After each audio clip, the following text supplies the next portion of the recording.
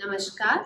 इस वीडियो में हम लक्ष्य के चयन या गोल सिलेक्शन के बारे में बात करेंगे। एक बार जब आपने बच्चे का आईईपी भर लिया, उसके बाद आपको बच्चे के लिए लक्ष्य का चयन या गोल सिलेक्शन करना है।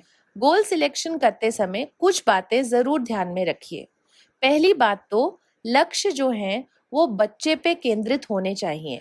सारे डोमेन्स में से बच्चे के लिए जो लागू होते हैं वो लक्ष्य का चयन करिए। पढ़ाई व एडीएल दोनों क्षेत्रों से बच्चों के लिए गोल सिलेक्शन करिए। बच्चे के पूर्ण विकास को ध्यान में रखते हुए गोल्स को चुनिए। ये याद रखिए कि आप जो लक्ष्य चुन रहे हैं वह प्रगतिशील होने चाहिए, और ये याद रखिए कि जो भी गोल्स का चयन हम करते हैं वो सब में जो माता पिता हैं वो हमारे सहयोगी रहेंगे। हमारे जो लक्ष्य हैं वो स्मार्ट होने चाहिए।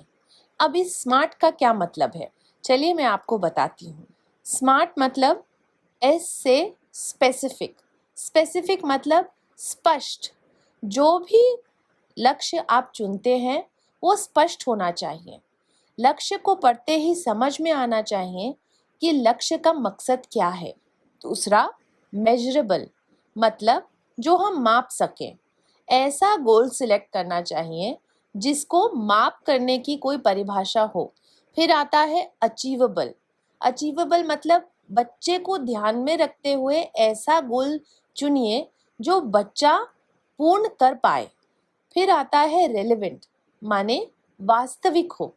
जो बच्चे की प्रतिक्रिया है, जो बच्चे की परिस्थिति है, जो लक्ष्य हम चुनते हैं वो वास्तविक होना चाहिए उस बच्चे को ध्यान में रखते हुए। और लास्ट में आता है टाइम बाउंड, मतलब जब भी हम कोई लक्ष्य का चयन करते हैं हमें ध्यान में रखना चाहिए कि कितने समय में बच्चा उस लक्ष्य को पूर्ण कर पाएगा। जब आपने बच्चे के लिए स्कूल के या विद्यालय के लक्ष्य का चयन कर लिया, उसके बाद आपको माता पिता के लिए कुछ गृह के लक्ष्य तैयार करने हैं।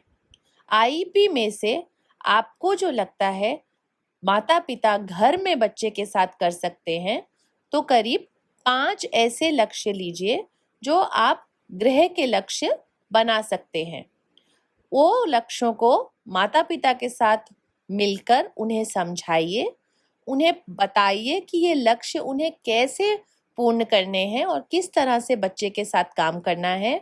और हर 4 महीने में माता पिता के साथ मीटिंग लेके समझिए कि वो गोल कर पा रहे हैं या नहीं कर पा रहे, और अगर नहीं कर पा रहे हैं तो आप उन्हें पूर्ण करने के सुझाव दे सकते हैं। आईईपी की मूल्यांकन सूची साल में एक बार शैक्षणिक वर्ष के शुरुआत में करनी है। अगर किसी वजह से किसी बच्चे ने बाद में दाखिला लिया है तो उसके एडमिशन के 1 महीने के अंदर हमें ये मूल्यांकन सूची बच्चे के लिए पूरी करनी है। इस 1 महीने में टीचर बच्चे को भांप सकती है और मूल्यांकन सूची भर सकती है। अगर किसी वजह से कोई चीज समझ में ना आए तो माता पिता की राय भी ली जा सकती है। आईईपी की मूल्यांकन सूची के आधार पर ही अध्यापक विद्यार्थी के वार्षिक लक्ष्यों का चयन करेगा। चुने हुए लक्ष्यों को हर 4 महीने में मापा जाएगा, जिसे हम बेसलाइन, फर्स्ट टर्म और सेकेंड टर्म कहेंगे। इसी तरीके से गृह के लक्ष्यों को भी हर 4 महीने में मापा जाएगा। पहले महीने में ये पता लगाने के लिए कि माता पिता गृह के लक्ष्य कर भी पा रहे हैं कि नहीं, और उसके बाद हर 4 महीने में ये जो माप है वो होगा।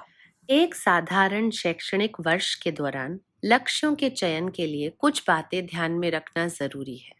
सबसे पहले तो बच्चे की उम्र क्या है, उसकी बौद्धिक अक्षमता का स्तर क्या है, उसे क्या क्या आता है, इस स्तर के बावजूद उसकी क्षमता क्या है, और मूल्यांकन सूची भरने के बाद आपने बच्चे के लिए कौन सा पाठ्यक्रम निर्धारित किया है। ये सारी बातें ध्यान में रखते हुए आप 1 साल के लिए बच्चे के लिए करीब 25 से 3 लक्ष्यों का चुनाव करिए। ये कहीं भी निर्धारित नहीं किया गया कि किस मात्रा में हर डोमेन से गोल्स लेने हैं, लेकिन अगर हम हर डोमेन में से बच्चे के लिए गोल लेते हैं तो हमारे बच्चे का पूर्ण विकास जरूर संभव है।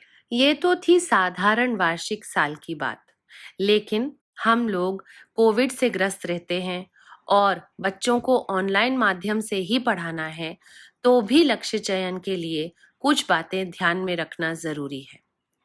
बच्चे की उम्र और क्षमता तो जरूर ही ध्यान में रखनी है, लेकिन बच्चे के को संपर्क करने के क्या साधन हमारे पास हैं, उसके ऊपर भी प्रतिक्रिया जरूरी है।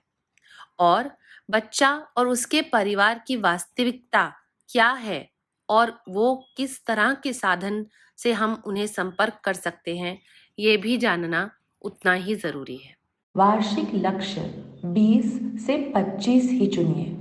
लेकिन ये लक्ष्यों का चुनाव करने से पहले निश्चित कर लीजिए कि बीते हुए साल में बच्चे ने क्या सीखा है, उसका स्तर क्या है।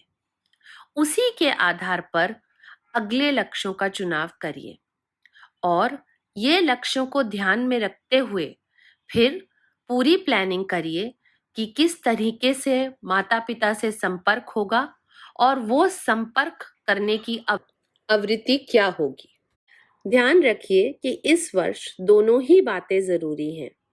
बच्चे वो सामग्री जो सीख चुके हैं वो भूले ना, लेकिन जितना वास्तविक रूप से संभव है नई जानकारी भी उन तक पहुंचे। आशा करते हैं कि ये ट्रेनिंग आपको फायदेमंद लगी होगी।